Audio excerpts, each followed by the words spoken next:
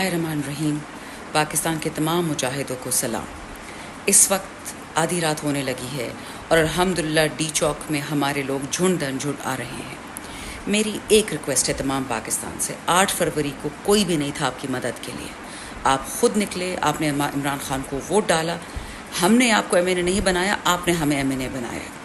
اس عمران خان کو آج آپ کی ضرورت ہے، وہ جیل میں بے بس پڑا ہے، ہم سب پہ قدغن لگی ہوئی ہے، یہ جو گندا بل لے کے آ رہے ہیں مریم بلاول اور یہ فراڈ، اس کی وجہ سے ہمارے ہاتھ پیر ان لوگوں نے باندھ دیے ہیں۔ انشاءاللہ کل صبح حالات ڈیفرنٹ ہوں گے، لیکن تمام پاکستان سے میری ایک ریکویسٹ ہے، تمام پاکستان سے ایک پیغام ہے، یہ پاکستان کی بقا کی جہاد ہے، یہاں سے آپ نے ہلنا نہیں ہے۔ ڈی چوک سے تھک جاتے ہیں تو خیر ہے، 12 گھنٹے کی ڈیوٹی کریں، لیکن آپ نے اسلام آباد نہیں چھوڑنا، آپ نے ڈی چوک نہیں چھوڑنا۔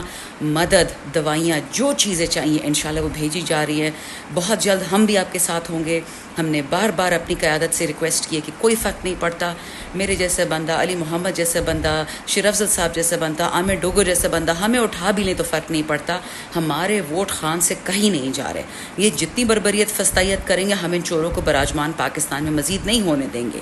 آپ نے پرامن رہنا ہے، پرعزم رہنا ہے، ڈی چوک سے آپ نے ہلنا نہیں۔ اور تمام پاکستان سے ریکویسٹ ہے کہ یہ ایک آخری ہماری بقا کی جنگ ہے۔ بہت سارے لوگ ہیں جو پاکستان کی آزادی پہ، ہمارے وطن پہ، ہمارے بچوں پہ، ہمارے نوجوانوں پہ، ہمارے مستقبل پہ گندی نظر رکھے ہوئے ہیں، ان سے لڑنا ہمارا کام ہے۔ پرامن طریقے سے، قانونی طریقے سے اپنا دفاع ضرور کرے، کسی کو اجازت نہیں آپ پہ ہاتھ اٹھانے کی، لیکن وطن ہمارا ہے، ٹیکس ہم دیتے ہیں۔ تمام پاکستانیوں سے درخواست، ڈٹے رہیے، بہت جلد ہم آپ کے ساتھ ہوں گے۔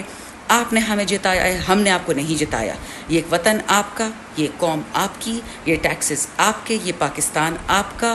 مت ڈریں، مت۔ جس آدمی نے ہمیں لا الہ الا اللہ کا مطلب سکھایا، اس کے واسطے آپ لوگ بیٹھے رہیں، انشاءاللہ جیت ہماری ہوگی۔ پاکستان ہمیشہ ہمیشہ زندہ باد۔